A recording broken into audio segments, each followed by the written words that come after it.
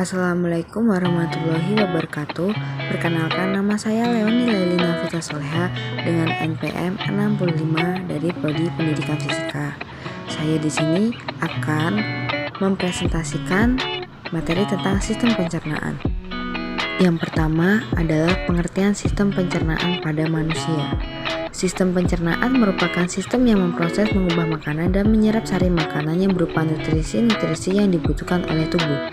Sistem pencernaan juga akan memecah molekul makanan yang kompleks menjadi molekul yang sederhana dengan bantuan enzim sehingga mudah dicerna oleh tubuh. Proses pencernaan pada manusia terbagi atas 5 macam, yaitu pertama, ingesti adalah proses menaruh atau memasukkan makanan di mulut, biasanya menggunakan tangan atau menggunakan alat bantu seperti sendok, garpu, sumpit, dan lain sebagainya. 2. Pencernaan mekanik. Proses pencernaan mekanik yaitu proses mengubah makanan menjadi kecil dan lembut. Proses ini dilakukan secara sadar atau sesuai dengan keinginan kita.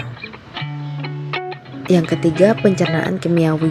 Proses pencernaan kimiawi yaitu proses mengubah molekul-molekul zat makanan yang kompleks menjadi molekul-molekul yang lebih sederhana sehingga mudah dicerna. Pencernaan kimiawi dilakukan oleh enzim, asam, bile, dan air.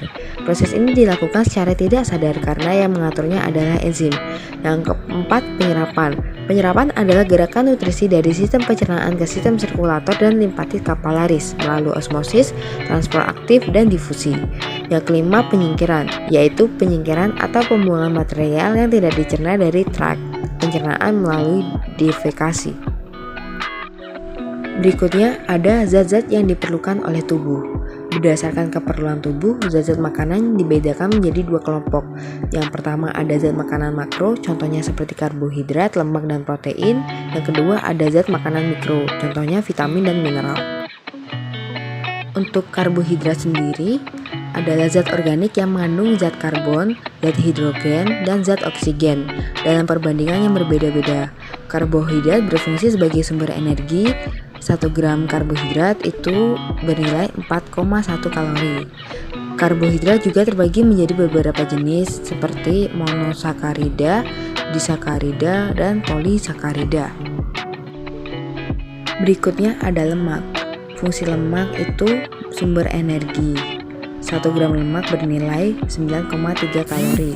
Pelarut berbagai macam vitamin yaitu A, D, E, K. Yang kedua menjadi simpanan bahan bakar dalam lemak, berfungsi untuk melindungi alat tubuh yang halus. Bahan-bahan yang mengandung lemak seperti contoh mentega, margarin, daging, ikan, kuning telur, kacang-kacangan, dan kelapa. Berikutnya ada protein. Protein berfungsi sebagai pembangun dan pengatur bahan bakar dalam tubuh. 1 gram protein bernilai dengan 4,1 kalori. Berdasarkan macam dan jumlah asam amino esensial yang menyusun, protein dapat digolongkan menjadi 3, yaitu protein sempurna, protein tak sempurna, dan protein kurang sempurna. Berikutnya ada vitamin.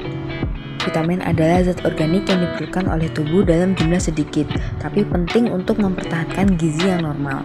Umumnya vitamin dibagi menjadi 2 golongan besar, yaitu yang pertama vitamin yang larut dalam air seperti vitamin B kompleks, diantaranya vitamin B1, B2, B6, niacin, dan vitamin C. Yang kedua ada vitamin yang larut dalam lemak seperti contohnya vitamin A, vitamin D, K, dan E. Selanjutnya ada mineral. Contoh dari macam zat mineral itu ada Na, K, Ca, P, Mg, S, dan Cl. Pada umumnya digunakan untuk sintesis jaringan. Dan Cu, I, Mn, Co, Zn, Fe diperlukan sedikit sebagai penggiat atau komponen dari sistem enzim. Ada beberapa unsur mineral yang terdapat kurang dalam makanan, yaitu pertama kalsium atau zat kapur, kedua zat besi, ketiga iodium, dan keempat fluor. Berikutnya ada air. Air itu sebagai kebutuhan hidup yang paling penting. Air berguna untuk pelarut zat-zat dalam tubuh, pembentuk pencernaan, dan kemungkinan terjadi reaksi-reaksi kimia dalam tubuh. Yang kedua, pembuang sisa-sisa dari tubuh. Ketiga, menjaga suhu tubuh. Yang ketiga, ada organ dalam sistem pencernaan pada manusia. Pertama, saluran pencernaan. Saluran pencernaan mencerna makanan, memecahnya menjadi bagian yang lebih kecil dan menyerap bagian tersebut menuju pembuluh darah. Organ yang termasuk di dalamnya ada mulut, faring, esofagus, lambung, usus halus, serta usus besar. Dari usus besar, makanan akan dibuang keluar tubuh melalui anus. Yang kedua ada organ pencernaan tambahan. Organ ini berfungsi untuk membantu saluran pencernaan dalam melakukan kerjanya. Gigi dan lidah terdapat dalam rongga mulut. Kantung empedu serta kelenjar pencernaan akan dihubungkan kepada saluran pencernaan melalui sebuah saluran. Kelenjar pencernaan tambahan akan memproduksi sekret yang berkontribusi dalam pemecahan bahan makanan. Gigi, lidah, kantung empedu, beberapa kelenjar pencernaan seperti kelenjar ludah, hati, dan pankreas. Keempat, ada bagian dalam sistem pencernaan pada manusia. Pertama ada rongga mulut, kerongkongan, hati, lambung, kantong empedu, pankreas, usus besar, usus halus, rektum, dan anus. Yang pertama ada mulut. Mulut adalah pintu masuk makanan. Di dalam mulut terdapat lidah, rongga mulut, kelenjar ludah, dan gigi.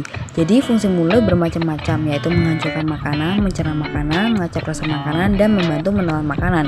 Di dalam mulut terjadi pencernaan mekanis dengan gigi dan lidah, dan pencernaan kimiawi dengan ludah yang mengandung enzim petialin. Yang kedua, kerongkongan. Kerongkongan adalah penghubung antara mulut dan lambung. Kerongkongan disebut juga esofagus. Kerongkongan berbentuk tabung dan terdapat otot.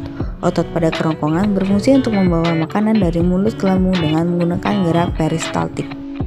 Yang ketiga ada lambung. Lambung adalah organ pencernaan yang berfungsi untuk mencerna berbagai zat-zat makanan. Letak lambung berada di bawah sekat rongga badan. Di dalam lambung terjadi pencernaan kimiawi dengan menggunakan enzim pepsin, enzim renin, enzim lipase, dan asam lambung atau HCl. Yang keempat ada usus halus. Usus halus adalah tempat penyerapan sari-sari makanan. Di sini juga terjadi proses pencernaan kimiawi dengan bantuan enzim tripsin, enzim disakarase, enzim eripsin, dan enzim lipase. Sari-sari makanan diserap melalui jonjot-jonjot usus yang disebut villi. Seluruh sari makanan kecuali asam lemak dan gliserol diangkut melalui vena porta menuju ke hati, sedangkan asam lemak dan gliserol diangkut melalui pembuluh limfa. Yang kelima ada usus besar. Usus besar adalah usus yang terbesar. Fungsi usus besar adalah untuk memilah kembali hasil pencernaan. Di sini terjadi penyerapan air dengan jumlah yang terbesar daripada organ lain dan terjadi proses pembusukan sisa makanan dengan bantuan bakteri. Yang keenam ada anus. Anus atau dubur adalah penghubung antara rektum dengan lingkungan luar tubuh. Di anus terdapat otot sphincter yang berfungsi untuk membuka dan menutup anus. Fungsi utama anus adalah sebagai alat pembuangan fases melalui proses defekasi atau buang air besar. Yang selanjutnya adalah proses pencernaan makanan dalam sistem pencernaan pada manusia.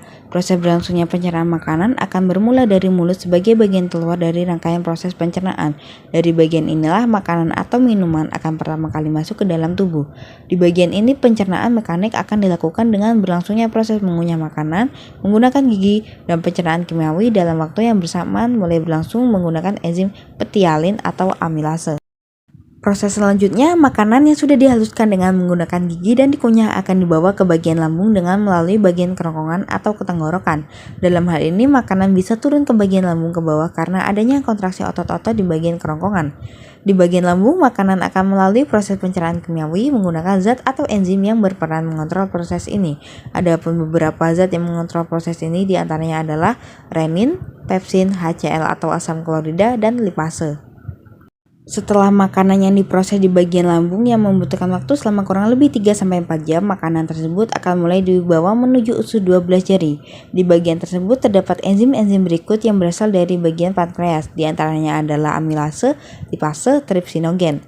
Bukan hanya itu, dari bagian ini terdapat pula empedu. Empedu dihasilkan oleh hati dan ditampung di dalam kantung empedu. Untuk selanjutnya, empedu ini akan disalurkan ke dalam usus melalui saluran empedu ke usus 12 jari.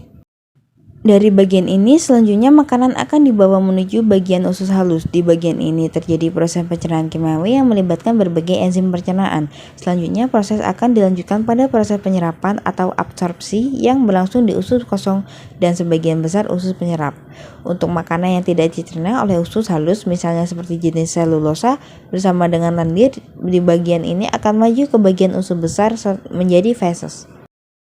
Sekian dari saya ucapkan terima kasih dan mohon maaf bila ada salah kata atau ucap. Terima kasih sudah menonton.